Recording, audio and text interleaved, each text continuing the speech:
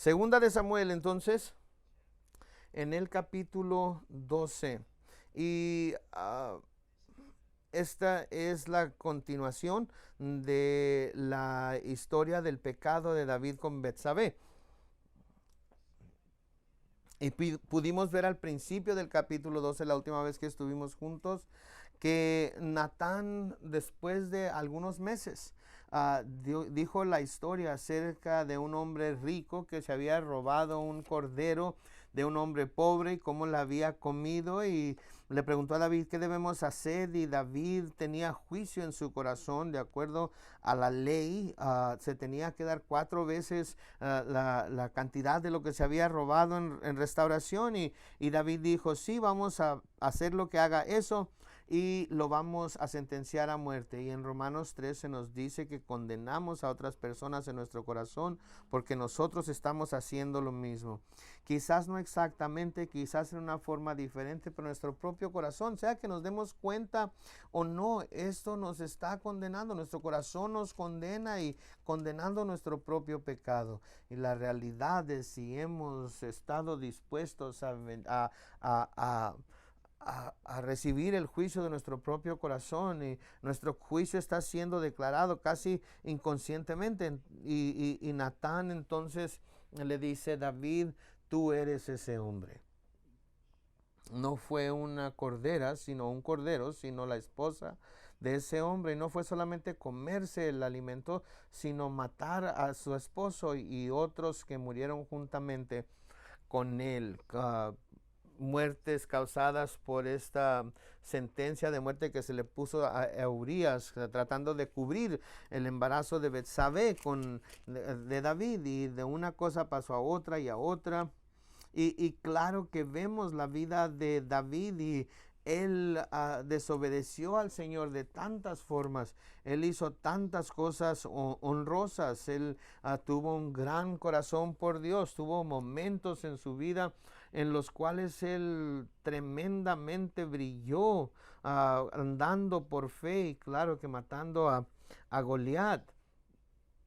Y vemos entonces al hombre y pensamos, wow, este es un tremendo hombre de Dios. Pero como todos nosotros, nuestro corazón es engañoso y malvado. ¿Quién lo puede conocer? Dios lo puede conocer. La Biblia nos dice que no hay ni un solo pecado que no pudiéramos cometer cualquiera de nosotros. Y así es que aquí él dice, tú eres el hombre, y vimos la semana pasada en los versículo 8 al 12, en donde dice, y te di la casa de tu Señor, refiriéndose a Saúl, y las mujeres de tu Señor en tu seno. Además te di la casa de Israel y de Judá, y si esto fuera poco, te habría dado mucho más. ¿Por qué pues tuviste en poco la palabra de Jehová, haciendo lo malo delante de sus ojos? A Urías Eteo heriste a espada, y tomaste por mujer a su mujer, y a él lo mataste con la espada de los hijos de Amón. Por lo cual ahora no se apartará jamás de tu casa la espada, por cuanto me menospreciaste y tomaste la mujer de Urías Eteo para que fuese tu mujer. Así ha dicho Jehová, he aquí yo haré levantar el mal sobre ti de tu misma casa, y tomaré tus mujeres delante de tus ojos y las daré a tu prójimo, el cual yacerá con tus mujeres a la vista del sol. Porque tú lo hiciste en secreto, mas yo haré esto delante de todo Israel y a pleno sol. Y más adelante vamos a ver que fue el hijo de David, Absalón, que de hecho trató de derrocar a David, y en la azotea del palacio, yo no creo que la gente que le estaba aconsejando sabía que era una profecía o se había dado cuenta que era una profecía, pero en la azotea fue visto delante de toda la nación para despreciar a David de esa forma. En Gálatas capítulo 6 versículos 7 y 8 dice, no os engañéis, Dios no puede ser burlado, pues todo lo que el hombre sembrare, eso también segará. Entonces Dios está diciendo que el mundo está construido con su naturaleza y las cosas funcionan cuando estamos operando, andando en la luz como Él está en la luz. Y cuando nos salimos de esa luz, las cosas se desmoronan, de manera que vuelve al punto en el cual las cosas no son malas o están mal o pecaminosas simplemente porque Dios lo dice, lo son porque lo son. Y Dios lo dijo para protegernos, para advertirnos, para ayudarnos. Así que si tratamos de poner agua en el tanque de gasolina de su carro, la máquina, el motor se va a descomponer. No es que se pueda solamente usar gasolina porque alguien lo dijo y nosotros somos un montón de robots que seguimos lo que esta persona dijo, porque si no, no funciona y no debemos de pensar que debemos de dejar de hacerlo y poner agua en el tanque de la gasolina. No. La gasolina es lo único que hace correr al carro, moverse al carro, y si le ponemos cualquier otra cosa, se va a descomponer. De la misma manera, cuando Dios creó el matrimonio, Él lo creó como parte de su imagen. Y lo hizo hombre y mujer. Dios los creó a la imagen de Dios. Y esta relación que Dios edificó está edificada sobre sus características, sobre su naturaleza. Y Dios es amoroso y fiel. Y podemos hacer una lista de lo que Dios es. Así es que si el hombre no está amando a su esposa como Cristo amó a la iglesia, las cosas empiezan a desmoronarse. Y claro que entre más cercanos estemos de ser más como Cristo es para la iglesia, más felices, más prósperos, más bendecida será su relación con su esposa. Entre más se aleje de esa manera de ser, menos felicidad y libertad se va a tener. Y ese es algo verdadero, es algo real. No es algo que queremos creer que es verdad, por lo tanto es verdad.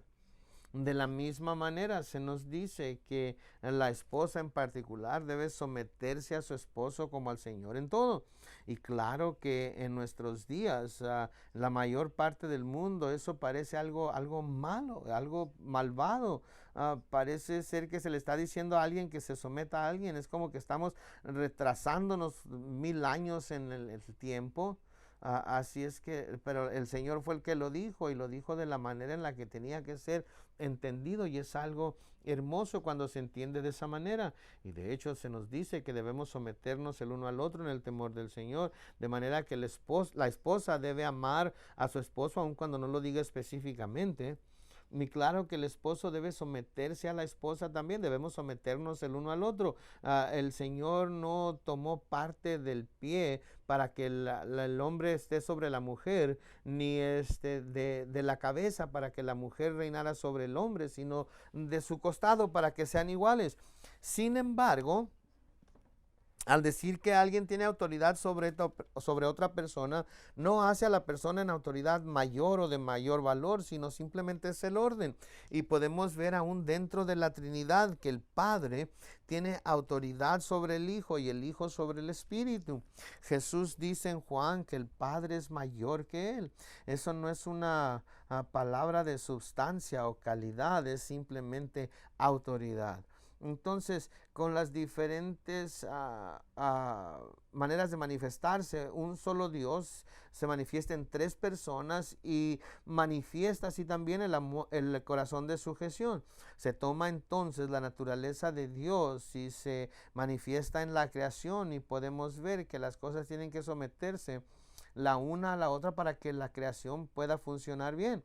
Y de nuevo, en el hogar es el hombre, la esposa, los hijos, en ese orden.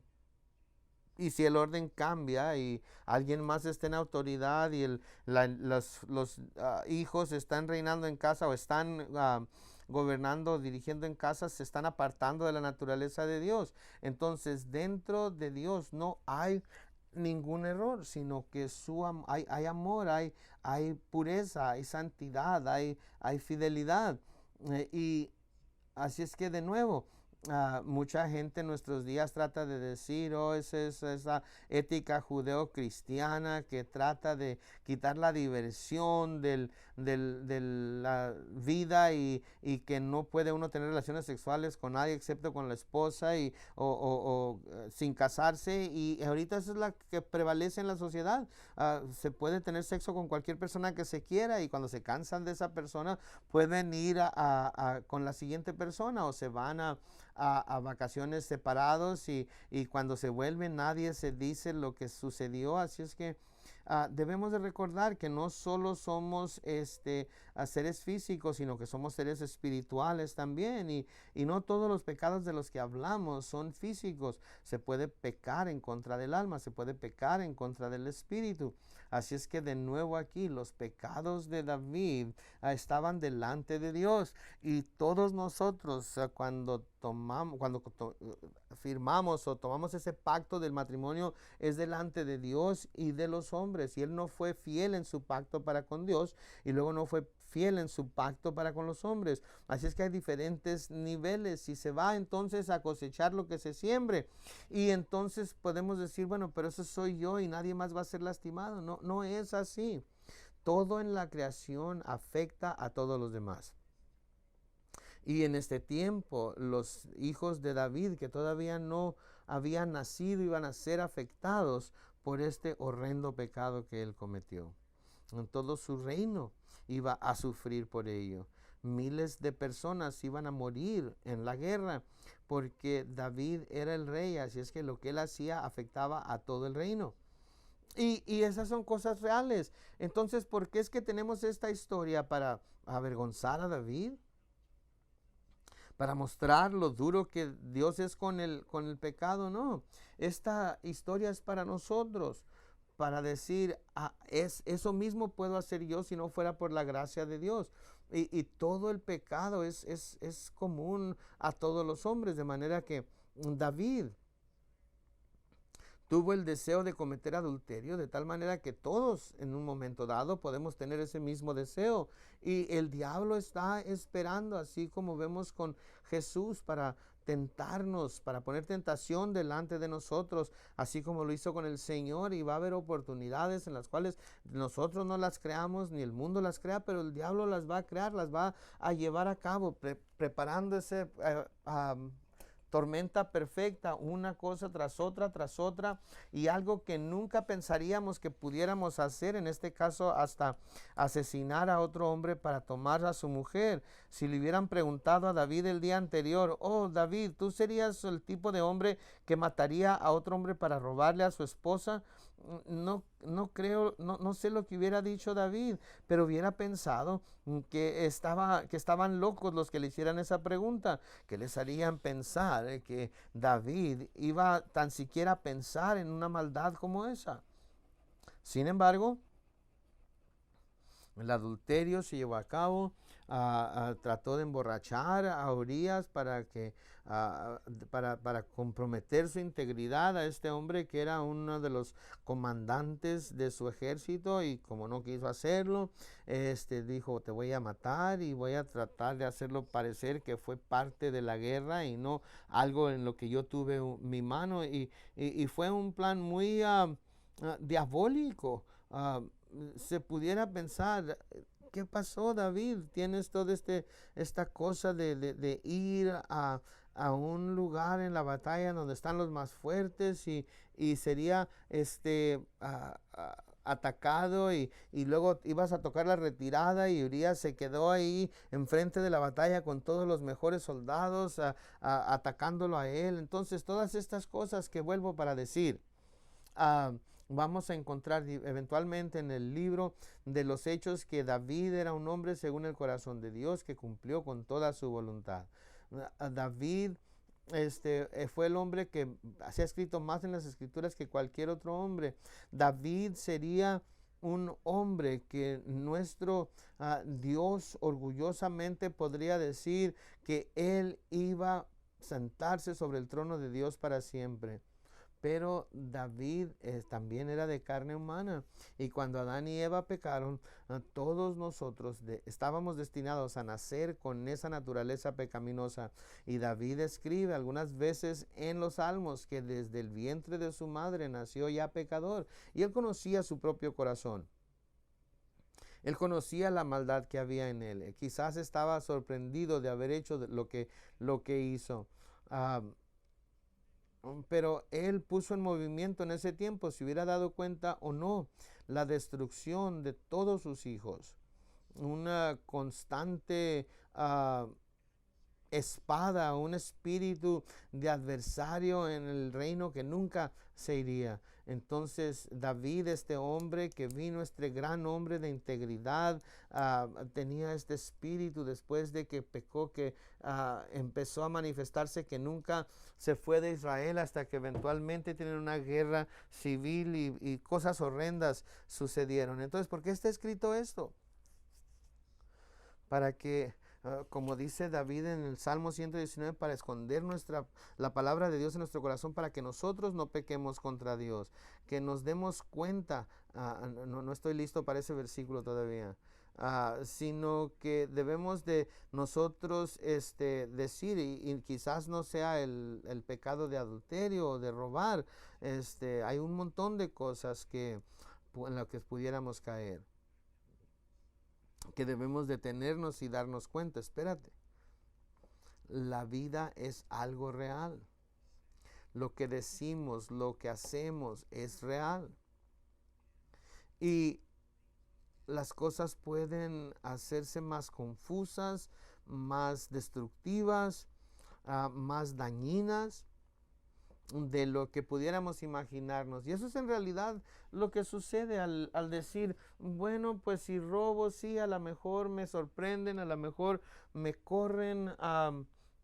No, lo que estamos aprendiendo aquí, escuchen, es que al final, cuando se tenga que pagar la deuda por esos cuantos segundos de sexo o esos dólares extras en su bolsa que pensó que le iban a ayudar a quitar un poco de la presión que sentía. No, cuando finalmente el pago final de cosechar lo que se ha sembrado llegue, va a ser más devastador de lo que se pudieran imaginar.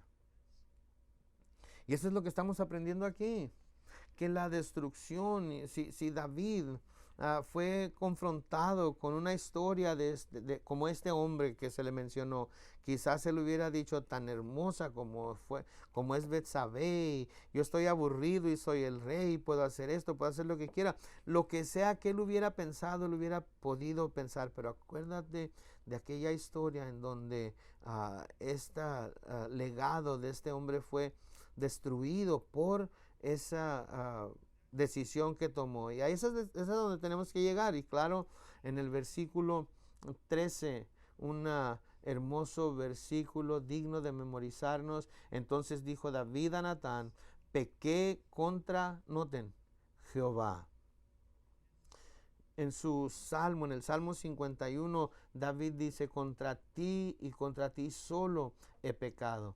Ahora eso no era verdad. Él había pecado contra Betsabé, contra Urías, contra toda la nación. Pero entiendan que lo que él está diciendo es que comparativamente el pecado de la herida de Dios es mucho más grande que cualquier otra herida que haya causado en cualquier otra persona. Tan grande que todos los demás que ha herido es como si no los hubiera herido comparado con el hecho de que herí a Dios. E imagínense como padre, si usted hubiera descubierto que uno de sus hijos hizo algo horrendo, quizás se emborrachó y se desmayó y accidentalmente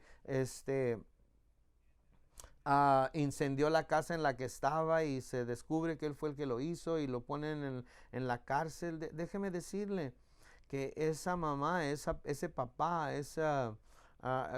que está en la corte y que está escuchando el juicio de culpable, la sentencia de culpable, y está escuchando cuánto tiempo va a pasar en la cárcel, el dolor de ese padre, la herida que se ha causado ese padre es mucho mayor que lo que uno se puede imaginar. Y en este caso aquí, David ha llegado a la realidad espiritual y a la madurez de entender que Dios lo ama tanto, que Dios tiene un plan tan maravilloso para su vida, que Dios desea tanto bendecirme y prosperarme y hacerme la sal del mundo y la luz del mundo. Y que lo que Dios deseó, yo al jugar con esto lastimé a Dios y Dios se siente lastimado por nosotros y Dios desea tanto que esto no hubiera sucedido. Así es que aquí en David dice en Samuel 12:13, pequé contra Jehová, y Natán dijo a David en el mismo versículo, también Jehová te ha remitido tu pecado, no morirás. En el mismo versículo, David, eres perdonado y la condenación de ese pecado ha desaparecido. Ahora, nosotros debemos entender el perdón de Dios a tantos niveles.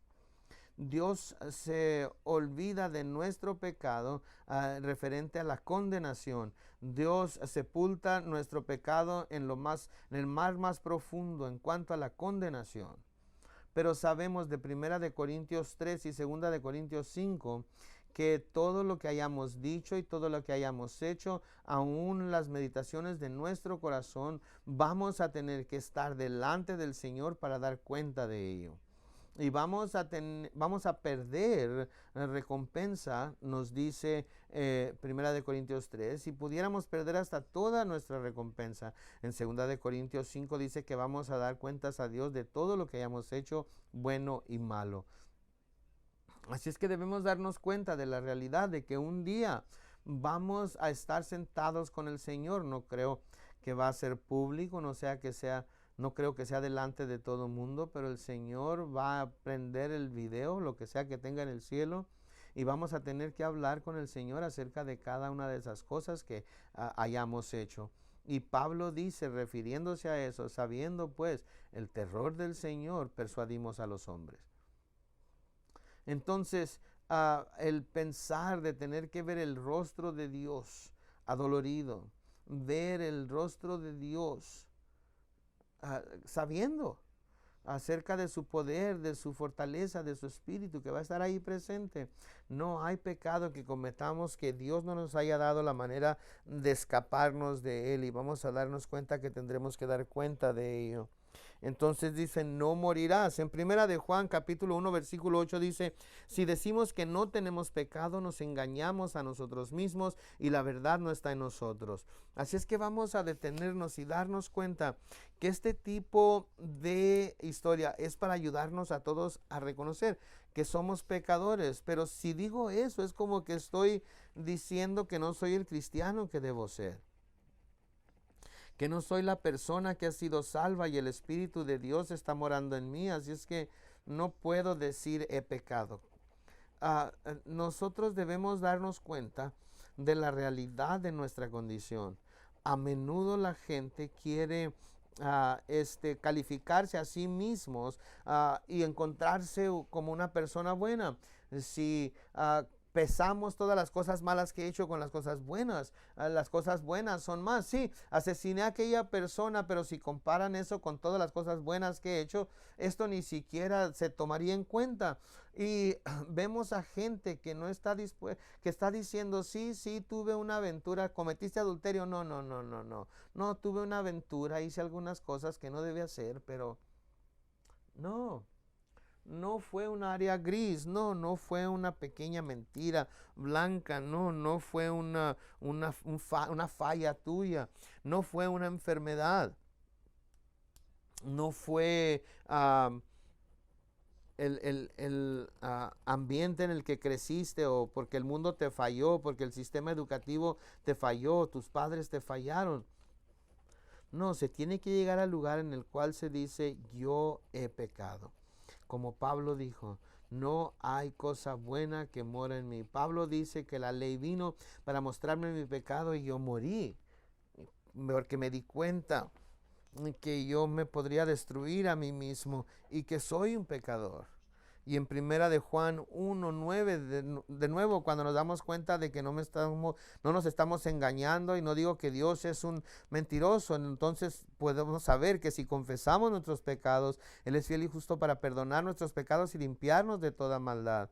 ¿Cómo necesitamos tener fe de que Dios en realidad nos ha perdonado y limpiado? Y luego en el versículo 10 dice de nuevo: si decimos que no hemos pecado, si hacemos menos esta verdad y tratamos de hacerlo parecer como que no es tan malo o como que no fue algo tan horrendo como se nos está diciendo que es. No, entonces si hacemos eso, hacemos que Dios sea un mentiroso y no hay manera que su palabra esté en nosotros. Por así decirlo, el pecado imperdonable no son los pecados en sí, es la falta de disponibilidad para llamar al pecado pecado y reconocer la necesidad del perdón. Recuerden, los fariseos creían que era gente buena, que eran justos. Y Jesús dijo: yo no puedo ayudarles. Yo no vine por los que están sanos, vine por los que están enfermos. Y el fariseo oraba y decía: Dios, gracias que no soy un pecador como este hombre. Y luego empezaba a darle gracias a Dios por todas las justicias que hacía. No había esperanza para un hombre como ese. Y en el versículo 14 dice: mas cuanto con este asunto hiciste blasfemar a los enemigos de Jehová, el hijo que te ha nacido ciertamente morirá. Así es que entiendan que nuestra vida aquí en la tierra va a tener un propósito, y que Dios, a través de nuestra vida y en la forma en la que Él obra en nosotros, es nuestro testimonio al mundo. Así es que Él está diciendo: David, eres perdonado. Pero si al ver el mundo y dice: oh, David cometió adulterio, asesinó a un hombre, pero Dios lo perdonó, y ahí termina todo, la vida sigue igual, entonces la gente va a estar confundida en cuanto a lo que Dios es. Y esto de nuevo es lo que dice Jeremías 9, que no deje el sabio gloriarse en su sabiduría, ni el rico en sus riquezas, y aquel que se vaya a alabar a sí mismo, se alabe porque me conoce a mí, que soy un Dios de misericordia y un Dios de justicia y juicio. Entender que sí, Dios es un Dios de misericordia y Dios es un Dios de perdón, pero Dios también no va a detener los procesos de vida de que se van a cosechar lo que se siembre. Y David puso esta espada o este espíritu de espada en el reino. Dios no lo hizo, fue algo que Dios puso en movimiento con lo que él, con sus decisiones. Pero ahora al David y Betsabé tener este bebé y que todo saliera como si nunca hubiera pasado nada, el mensaje iba a dársele al mundo de que Dios no es un Dios de justicia, de que Dios no es un Dios de santidad, de que Dios no es un Dios de pureza. De manera que en el versículo 15, Natán se volvió a su casa, y aquí está: y Jehová hirió al niño que la mujer de Urías había dado a David, y enfermó gravemente. Ahora, algunos de ustedes pudieran estar aquí pensando: wow, ¿estás diciendo que Dios sentenció a muerte a este bebé? Sí. Wow, estoy tratando de entender eso, estoy tratando de procesar eso. El Dios de amor, el Dios de santidad, el Dios de misericordia y perdón y justicia. ¿Cómo es que esto puede entenderse? Vamos a detenernos primeramente y vamos a entender que nuestro pecado afecta a otros. Nos afecta profundamente. Y esta es una persona que va a morir, y va a haber muchos niños que van a morir por este pecado con Betsabé. Toda la nación va a tener una guerra civil y miles van a morir. Pero también es este hijo, al pensar en ello, va a pasar por un poco tiempo en la tierra, unos cuantos días, y luego va a ir y va a estar en el cielo con el Señor, sin dolor, sin sufrimiento, para toda la eternidad.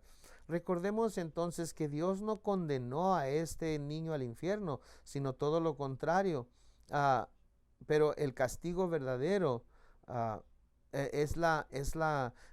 el pecado de Betsabé y David, esa cicatriz que va a durar toda su vida. El perder a un niño es una cicatriz que no hay suficientes años en la tierra para sanar esa herida, pero que el niño muera por la necedad y por la maldad del propio corazón del padre, esa culpabilidad, esa lastimadura o cicatriz va a ser una de las que no se van a poder recuperar en esta vida. En el Salmo 119, versículo 67, David dice: antes que fuera yo humillado, descarriado andaba, mas ahora guardo tu palabra. Por así decirlo, este castigo que Dios aplicó a Moisés debía testificar al mundo que que David iba a ser sanado, porque esta necedad está en nuestro corazón, y esta cosa inmoral en el corazón de David, aun cuando pecó con Betsabé, seguía viviendo, y Dios sabía lo que el futuro tenía, y en esencia había más adulterio que se iba a cometer, había más inmoralidad que se iba a llevar a cabo en la vida de David. En otras palabras, él cometió adulterio con Betsabé y se mató. Sí mató a su esposo y todas estas cosas, pero si Dios no hubiera hecho lo que él hizo unos cuantos meses, unos cuantos años después, David hubiera dicho: oh, y es otra mujer hermosa, no debería hacer esto, y oh, esto está tan mal, no debería ni siquiera pensarlo. Pero tengo que admitir que esa noche de sexo con Betsabé fue algo hermoso, y estaba malo, pero era malo, pero me sentí muy bien. Nuestro corazón, esto es lo que piensa, y en esencia el corazón de David no estaba lo suficientemente herido para echar fuera ese pecado, pero aquí, después de ser afligido, desapareció. Y en el versículo 16, entonces David rogó a Dios por el niño, y ayunó David, y entró y pasó la noche acostado en tierra, y se levantaron los ancianos de su casa y fueron a él para hacerlo levantar de la tierra, mas él no quiso, ni comió con ellos pan. Y al séptimo día murió el niño. Y temían los siervos de David hacerle saber que el niño había muerto, diciendo entre sí: cuando el niño aún vivía y le hablábamos y no quería oír nuestra voz, ¿cuánto más se afligirá si le decimos que el niño ha muerto? Mas David, viendo a sus siervos hablar entre sí, entendió que el niño había muerto, por lo que dijo David a sus siervos: ha muerto el niño. Y ellos respondieron: ha muerto. Entonces David se levantó de la tierra y se lavó y se ungió y cambió sus ropas y entró en la casa de Jehová y adoró. Después vino a su casa y pidió, y le dieron pan y comió. Y le dijeron sus siervos, que estaban muy confundidos: ¿qué es esto que has hecho? Por el niño viviendo aún ayunabas y llorabas, y el muerto él te levantaste y comiste pan. Y él respondió: viendo aún el niño yo ayunaba y lloraba, diciendo: quién sabe si Dios tendrá compasión de mí y vivirá el niño. Y debo detenerme aquí porque vamos a ver a personas pecando, Dios diciendo: esta es la consecuencia o el castigo por tu pecado. Y así como esto, ayunaron y oraron, y Dios tuvo misericordia y dijo: no voy a hacer lo que iba a hacer. No hubo suficiente herida en su corazón que Dios hubiera tenido que continuar y llevar a cabo el castigo. Así es que David estaba en lo correcto en esto. Hubiera habido una oportunidad de que Dios dijera: ¿saben qué? No tengo que llevar a cabo esto. Pero debemos recordar que Dios es un Dios soberano, y solo porque Dios no contesta nuestras oraciones y porque ayunamos, no quiere decir que vamos a torcer el brazo de Dios para obligarle a que haga algo o no haga algo que tiene que hacer como padre. Él va a ser un Padre fiel, un Dios fiel a nosotros. Aun cuando, como decimos a nuestros hijos, cuando los castigamos, me va a doler más a mí que a ti, es verdad. Y en esencia Dios está diciendo, esto me está causando más dolor a mí, el castigarte, David, que para ti. Pero él se mantuvo firme. Y yo quiero decir que al leer la Biblia y al conocer la naturaleza de Dios, Dios no dijo, oh, el niño va a morir, ni modo, vas a tener que aprender de esto. Muy bien, el niño va a morir, así es la vida, ni modo. No, el Señor fue difícil para él, fue más difícil y más doloroso para él de lo que fue para David y Betsabé, pero absolutamente necesario. Pero de nuevo, el niño no fue torturado por el pecado de David. Debemos entender eso. El niño vivió unos días y luego fue para estar para siempre en los brazos del Señor. Y en el versículo 23, mas ahora ha muerto, ¿para qué he de ayunar? ¿Podré yo hacerle volver? Y luego aquí está un versículo muy poderoso. Yo voy a él, mas él no volverá a mí. Así es que quiere conocer esas cosas pequeñas en las que se dice, ¿por qué? Porque es que porque es que David era tan único, porque es que se ha escrito más de David que cualquier otra persona en la Biblia excepto Jesús. ¿Por qué? Bueno, pues aquí está, así como Hebreos 11 dice, todos los hombres de la antigüedad recibieron aprobación y honra de Dios por su fe. ¿Entienden esto? Que David cometió adulterio y asesinó y varios hombres murieron por su pecado. Podemos ver en el Salmo 31 en donde él está físicamente muriendo por la culpabilidad que sentía y no sabía que Dios iba a perdonar ese tipo de pecado. Sabía que Dios perdonaba, pero no ese tipo de maldad. Se sentía condenado. Pero luego Dios le revela que no, que aún tan grande como fueron los pecados que cometió, Él le iba a perdonar. Y David dijo, ahora que sé lo que puedes hacer, te creo. Y en realidad le creyó. Él dijo, eres perdonado. Y aquí David dice absolutamente con 100% de confianza, el niño no volverá a mí, pero ¿qué? Pero yo iré a donde está él. David no dijo con los dedos cruzados, estoy esperando que quizás pueda estar con él. Natán tenía razón en esto y Dios dijo que me había perdonado, pero me siento culpable, así es que no me siento como que Dios me ha perdonado, pero espero que sea realidad. No, me encanta en el Salmo 23, el último versículo del Salmo 23. Ciertamente el bien y la misericordia me seguirán todos los días de mi vida. ¿Y qué? Y en la casa de Jehová moraré por largos días. ¿Qué fue lo que aprendió David después de esto? La bondad de Dios, la misericordia de David y está toda sobre mí. En el tiempo pasado, en el tiempo presente y ahorita mismo los pecados futuros también son perdonados. La misericordia estará presente y yo moraré en la casa de Jehová por largos días. ¿Cómo necesitamos entender esto? Eso es la fe salvadora. Y luego en el versículo 24 dice, y consoló David a Betsabé su mujer, y llegándose a ella durmió con ella, y ella le dio a luz un hijo, y llamó su nombre Salomón, al cual amó Jehová. Y envió un mensaje por medio de Natán profeta, así llamó su nombre Jedidías, a causa de Jehová.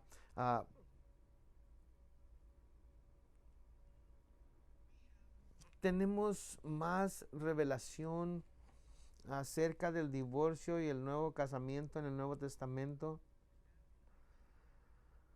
Y en Mateo 19 dice que si no tenemos una causa correcta para divorciarse y casarse, se está en un estado continuo de divorcio y se puede pensar, ¿cómo lidiar con esto? Bueno, pues no tengo una enseñanza que hable de eso. Me encanta lo que mi pastor Chuck Smith dice. todos somos sacerdotes delante de Dios. Todos somos sumos sacerdotes. No hay alguien que esté sobre cada uno de nosotros. Todos somos iguales. Uno es una mano, uno es un pie, otro es la boca, otro es un ojo, pero todos somos iguales. El sacerdocio de todos los creyentes. Y Chuck dice, yo sé lo que yo haría, pero no voy a ser el escriba, el fariseo, el abogado que les diga, esto es lo que Dios está diciendo y esto es lo que tiene que pasar. No sé. Yo sé lo que la Escritura dice y yo sé lo que Jesús dijo y su conclusión muy claramente, donde los discípulos dijeron, si no se van a casar y mantenerse casados hasta que mueran, es mejor no casarse. Eso fue lo que los discípulos entendieron y el Señor dijo, lo han entendido. Y al decir esto, yo sé que quizás el 50% de ustedes, de acuerdo a las estadísticas, tanto dentro como fuera de la iglesia, es la misma estadística que es asombroso en Estados Unidos.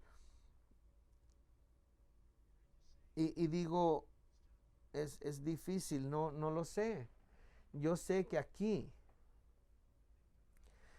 que Dios no simplemente dijo, David, he acabado contigo. El usarte de nuevo, no lo puedo ni siquiera imaginarme. Que ustedes sean felices, no me lo puedo imaginar. El que yo ponga mi bendición, mi mano de bendición sobre ti, sobre tus hijos, no va a suceder. Dios no fue así, ¿no es cierto?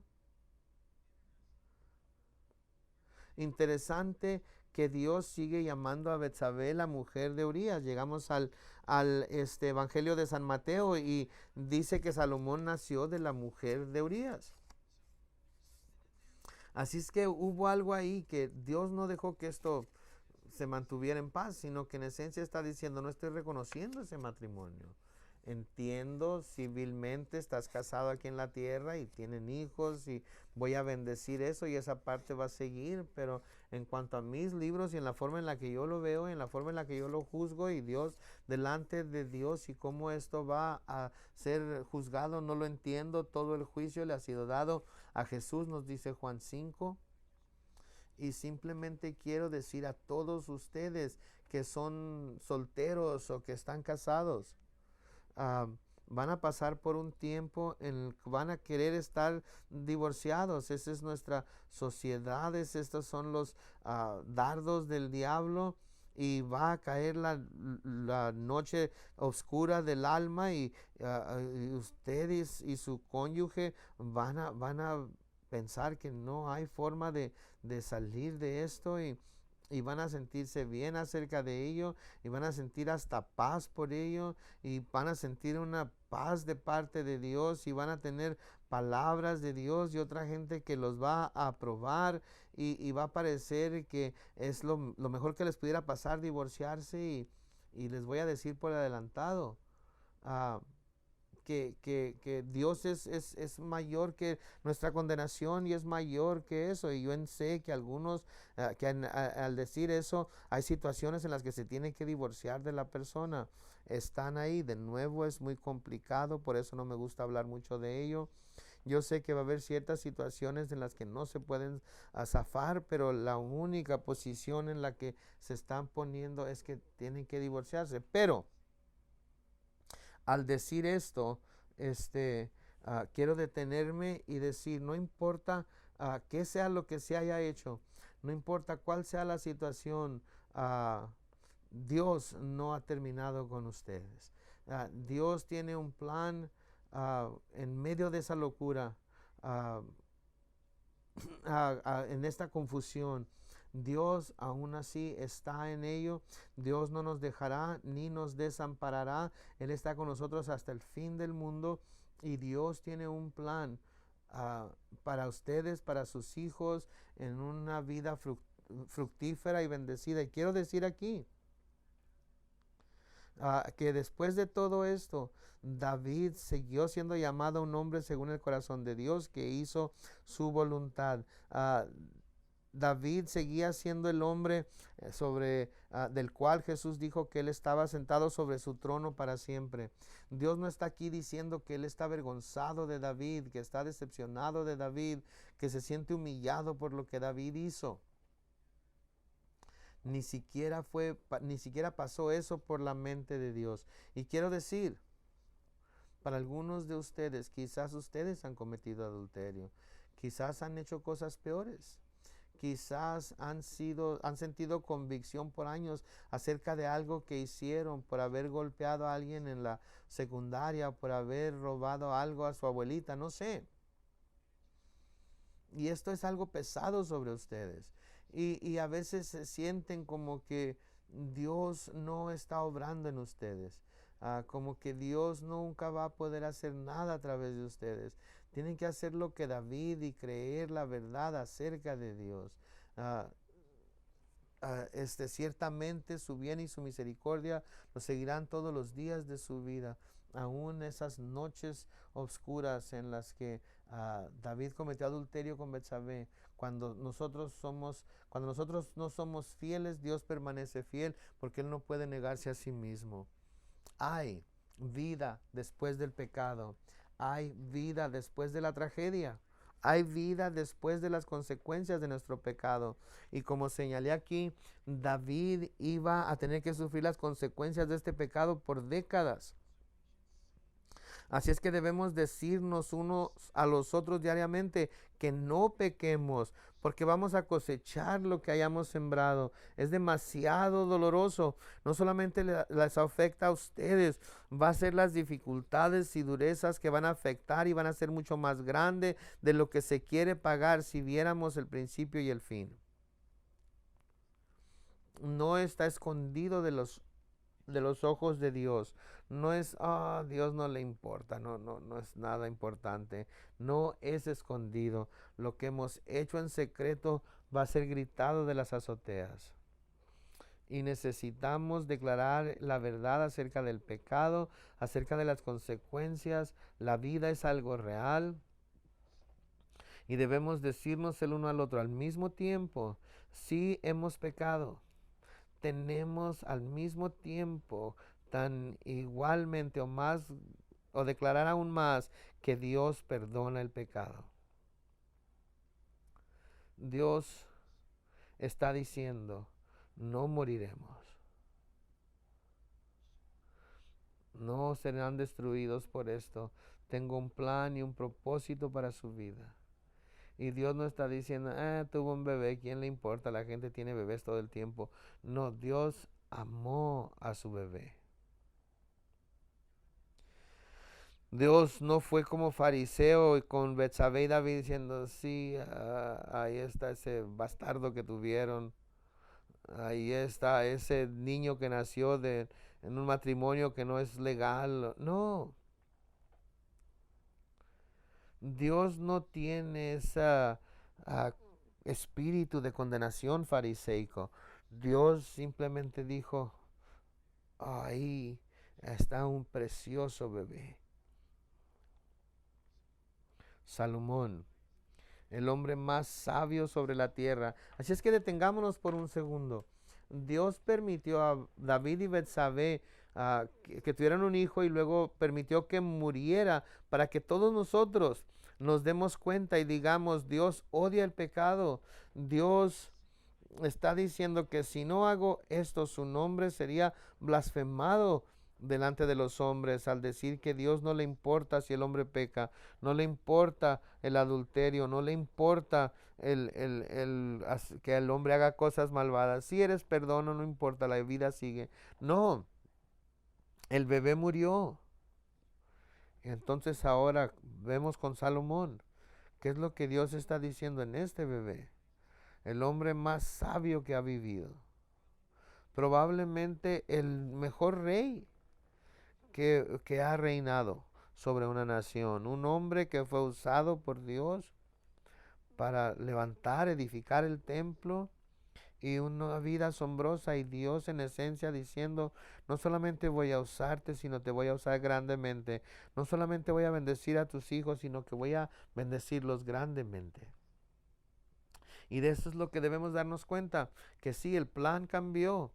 El plan no fue el plan A de Dios. David se perdió de ese plan perfecto de Dios, pero estaba también el plan B. Pero el plan B de Dios es aún increíblemente asombroso.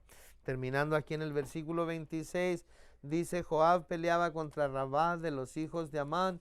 Y así es que vuelve de nuevo. Recuerdan, todo el ejército fue a luchar contra Amón. Y luego fue cuando pasó con lo de Betsabé. Y ahora volvemos al principio del capítulo 11. Y toda esta batalla se está llevando a cabo mientras pasa todo esto. Y finalmente, después de meses, fueron a pelear en el tiempo de los que los reyes van a la guerra, y ahora están pasando por el verano y ahora el invierno, y esta es una batalla horrenda y larga, y finalmente meses después de todo este drama, tomaron la ciudad real.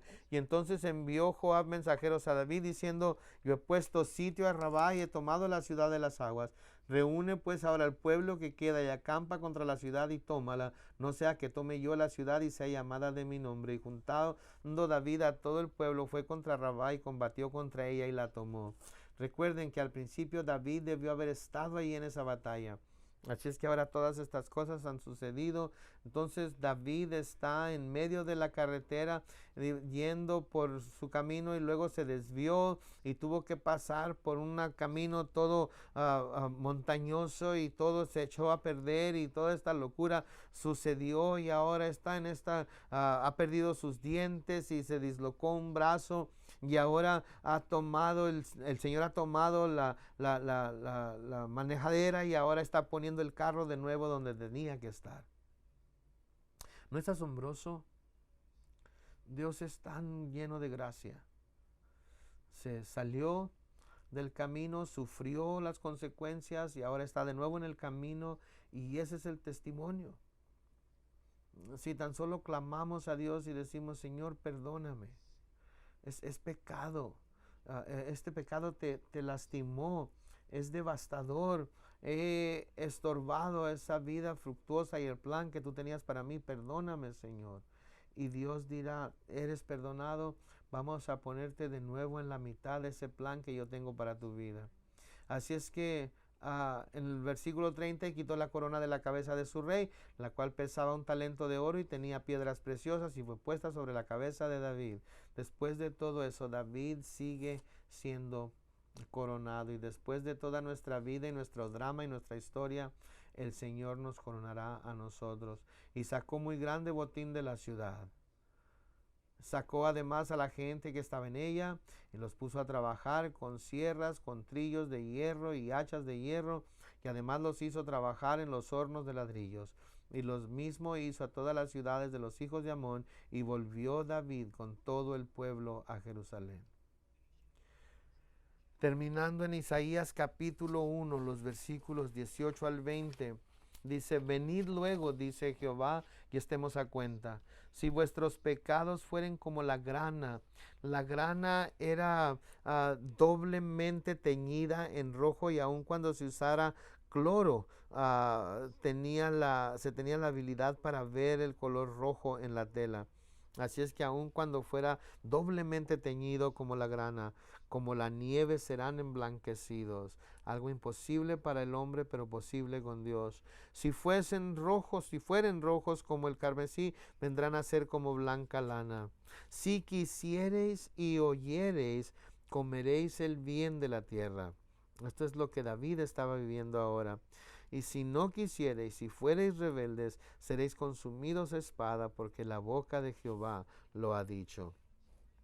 La historia de Amón entonces tenía dos posibles fines: que David fuera a la guerra y fuera devorado por la espada, o que David tuviera la victoria y comiera de lo bueno de la tierra. Si se está dispuesto